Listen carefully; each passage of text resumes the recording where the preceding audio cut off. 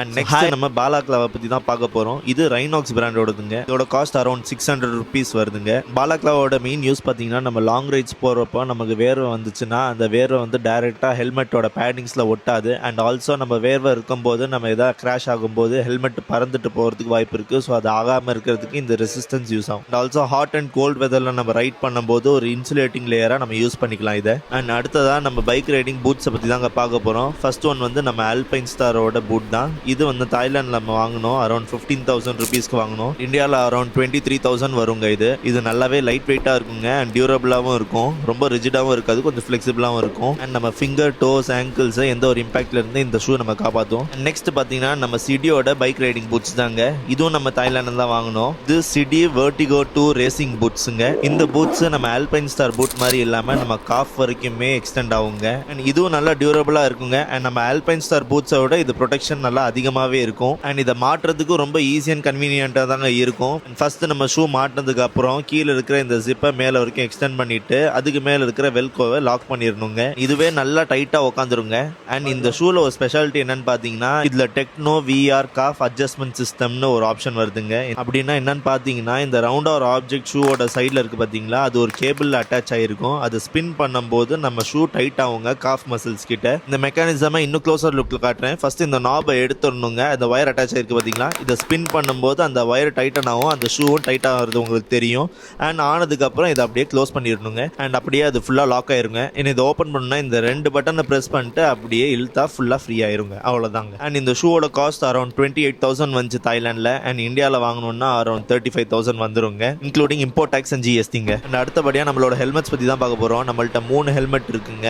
First நம்ம axis helmet பற்றி பார்த்துடலாம். இது நம்ம இந்தியாவில் தாங்க வாங்கணும். அரௌண்ட் 3,000 ருபீஸ் வந்துச்சு.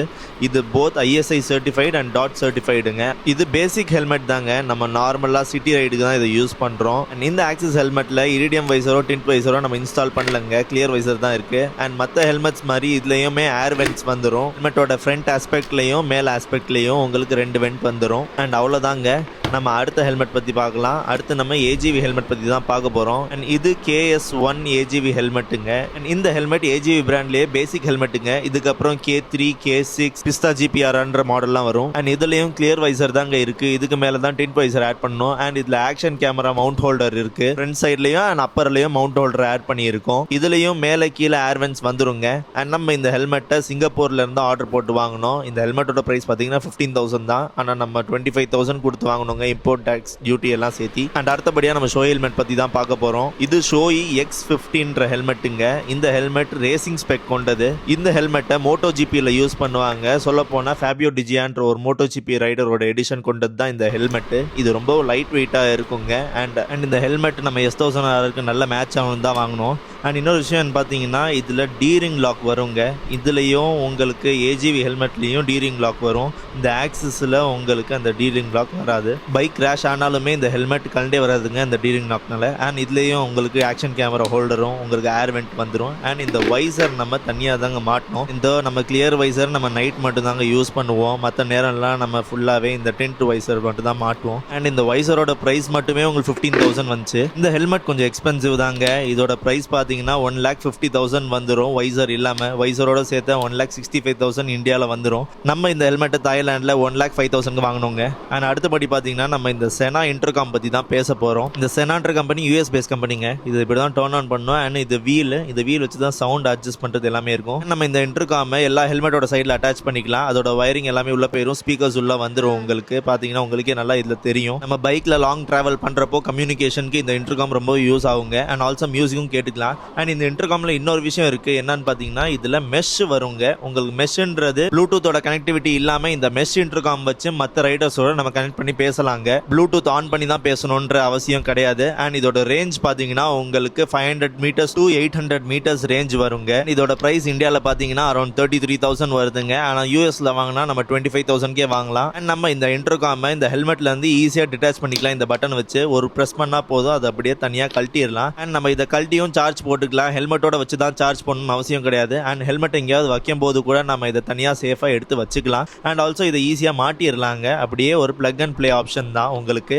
அது ஃபிட் ஆயிடுச்சுன்னா ஒரு கிளிக் சவுண்ட் மட்டும் கேட்கும், அவ்வளோதாங்க. அது நல்லா லாக் ஆயிருங்க, அதுக்கு மேலே அது கழண்டு வராதுங்க. அண்ட் இந்த ஹெல்மெட்டோட பேடிங் பற்றி சொல்லவே வேணாங்க, ரொம்பவுமே சாஃப்டாக இருக்கும், நல்லா காம்பேக்டாகவும் இருக்கும் உங்களுக்கு. நம்ம இந்த ஹெல்மெட்டோட பேடிங்ஸை வாஷ் பண்ணணும்னு நினச்சாலுமே தனியாக கழட்டி நம்ம வாஷ் பண்ணிக்கலாம். அண்ட் இன்னொரு முக்கியமான விஷயங்க, நம்ம எப்போ ஹெல்மெட் வாங்கினாலுமே சரி நம்ம அதை போட்டு பார்த்துட்டு தான் வாங்கணும், இல்லைனா அந்த சைஸ் சார்ட்டை மெஷர் பண்ணி தான் வாங்கணும். நம்மளாம் ஒரு சைஸை முடிவு பண்ணி வாங்கக்கூடாது. எதுக்காகன்னு பார்த்தீங்கன்னா நம்ம யூஸ் பண்ணுற ஹெல்மெட் டைட்டாக தாங்க இருக்கணும், லூஸாக இருக்கக்கூடாதுங்க. நம்ம சீக்ஸ்க்கு நல்லா ஒட்டின மாதிரி தான் இருக்கணும். இந்த மாதிரி தலையை ஆட்டும் போது ஆடக்கூடாதுங்க, ஃபுல் ஃபிட்டாக இருக்கணும். அண்ட் அடுத்தபடி பார்த்தீங்கன்னா நம்ம கேப் கலெக்ஷன்ஸ் தாங்க. டைனிசி, ஆல்பைன் ஸ்டார், டுகாட்டி கோர்ஸு, அப்புறம் நம்ம ஹெல்மெட்டோட பிராண்டு ஷோயி, அண்ட் நம்ம முன்னாடி Z100 வச்சுருக்கும் போது வாங்கின கவாசிகி கேப், அப்புறம் நம்ம BMW கேப். அண்ட் அவ்வளோதாங்க நம்ம கேப் கலெக்ஷன்ஸ். அண்ட் அடுத்தபடியாக நம்ம DJI ஆக்ஷன் 5 Pro கேமரா, இது அரௌண்ட் 33,000 வந்துச்சுங்க இந்தியாவில். அண்ட் நம்ம இந்த கேமரா வாங்கும் போதே ND ஃபில்டரும் சேர்த்து வாங்கிட்டோம். இது எதுக்காக யூஸ் ஆகும்னா நம்ம சன் எக்ஸ்போஷரை கம்மி பண்ணுறதுக்காக தான். இந்த பட்ஜெட்டுக்கு இந்த ஆக்ஷன் கேமராவை அடிச்சுக்க ஆளே இல்லைங்க. அண்ட் அடுத்தபடியாக நம்மளோட DJI மைக் மினி தான். இது அரௌண்ட் 9,500 rupees வந்துச்சு. இதில் 2 டிரான்ஸ்மிட்டரும் ஒரு ரிசீவரும் வருங்க.